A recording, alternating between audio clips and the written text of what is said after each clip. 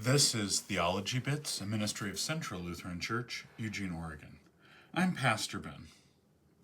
This is the last in our video series on peace or shalom. And this video will be talking about what for some might be maybe the biggest question in a biblical theological perspective of what does this peace look like right now? The now compared with the not yet. Because what the Bible is talking about is what's often considered eschatological shalom. Eschatological is a theological word, meaning eschaton is the end. So the study of the end, or the things about the end. Meaning, when Jesus returns, or in the Old Testament, just when God returns, at the coming of God, there will be the establishment of God's peace. And I think there's a general understanding of that, and it's going to look quite robust, as the New Testament makes very clear, as does Hebrew Bible, that it is going to have this radical reversal quality. Those who have been marginalized will no longer be marginalized. This is an active shalom that does something in the world, that's going to change and uproot the way the world's structured to lead to a full harmony. A harmony of all things in a way we can't understand. Like the way predators and prey will be able to live together without losing their own nature nor being at odds with one another. How is that possible? Or for example, one of our 2 videos ago talked about the ability to be completely united and completely free. Very difficult to figure out what does that really look like in real life. It's easy to be united if there's no freedom, easy to have a lot of freedom if there's no goal for unity. But there's some kind of thing God's going to do, like the way we talked last video about worship. It was around eating, but who can eat with you and how you can be finally together in banquet so that there is equity in a world where there is no equity. And all of this is wonderful, but what does it look like? Or for example, it says, this will be a period where there will no longer be a need for education. Torah will no longer need to be taught because people will just naturally do it on their own. That is, the coming of God is going to establish God's shalom that is going to change everything. I think most people understand that's what the hope is for, and it's what we would call the not yet. This is absolutely not where we're living. God's peace finally enacted, and that we can still have freedom and unity, but that then there'll be some kind of harmony we can't understand. Well, that's the not yet. But then what about now? What about where are we living in the now? Well, very frequently, it's seen as our action in the now. This is God's peace, God's action. God's going to come back and establish this. Sometimes it's called apocalyptic eschatology, meaning apocalypse is the unveiling of God's action. And you don't need to enact that. God's going to enact that. Your job is to wait and be faithful, and then Jesus will return and establish all this. The Gospel of Mark has that kind of theology. Paul's letters have that kind of theology mostly. And then it's often said, well, but what about now?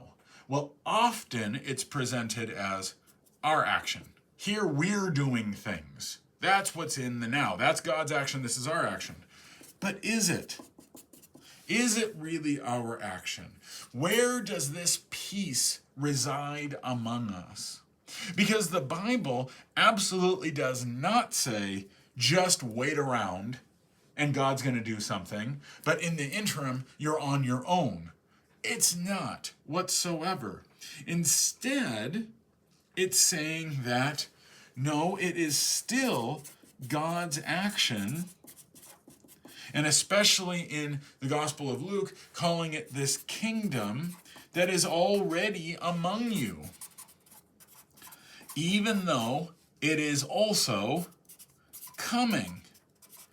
Well, this is a paradox. How can it be both coming and already among you?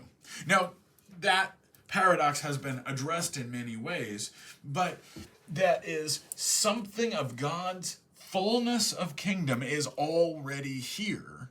Now, it might be presented primarily through means, and those means often do look like our action, but the real action happening is God's.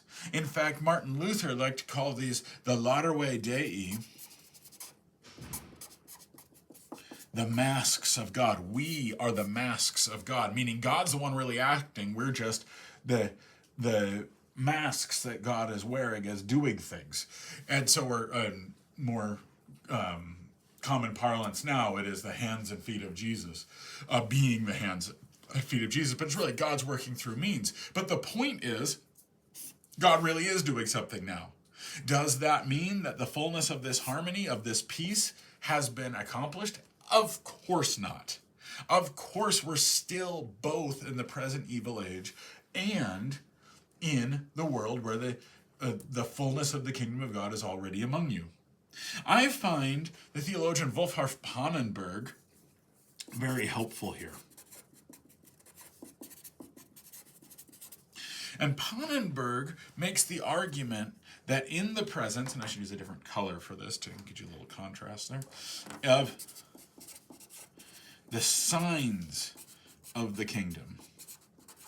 And this is going to be an elementary description of Pannenberg, but it'll work for our purposes, which is to say that there is, for lack of a better thing, we'll put a line there, there is an end period at which we have Jesus' return and the fullness of the kingdom will be established. Jesus talks about this. Paul talks about this. Most of the Hebrew Bible talks about this as something coming. Well, before that, there is a timeline. This is where we live, and it has no real beginning. It might be able to put it like this. So it has no real beginning, and so even the timeline has weaknesses, but go with it for now. And that this is the future, but here we are in the present. Well, how does this future relate to this present? How does this future kingdom relate now? And he argues that there are, these are these signs of the kingdom come into the present. Or I like the language, and this is not as much Pannenberg, but comes from J. Lewis Martin, invades the present. And that these signs of the kingdom bring with them, this is the real kingdom of God now experienced here in the present. So we have aspects of the harmony, of the unity, of the worship, of the reversal. All of these are real possibilities from God's action because it's that which is coming has been presented into the present. And so we have these as signs, and it's important to understand signs. I think that in English, we don't quite have the sense of this, or at least real semiotics, the study of signs, does have this, but I think in common parlance, we don't have it, which is to say, it's not just, a sign is not just a marker, as if to say, it's an ambiguous marker and one thing sort of relates to something else. No. There is a real aspect of the referent in the sign. That is to say, it's not just an arbitrary thing that sort of marks something else, but that the sign has within it the very referent itself. In this case, it's the kingdom. This is the kingdom. The sign of the future is the kingdom of God here on earth.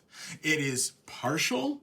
It is sporadic, perhaps. It is in particular spaces, and it's not covering everything, but it's not as if it is completely absent.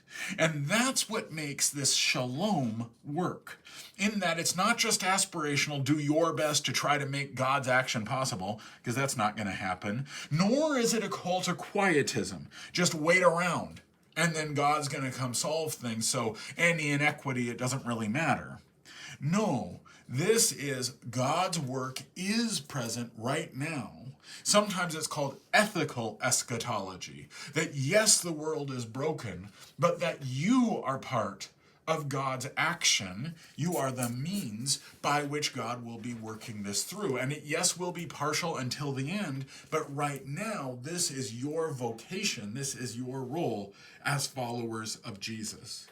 So this is to say, that peace that is beyond understanding is not beyond our grasp. It is present even as we live in a fallible world and even as we remain fallible people.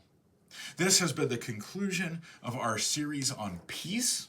Look forward to further series in our theology bit structure as a ministry of Central Lutheran Church. This is Pastor Ben.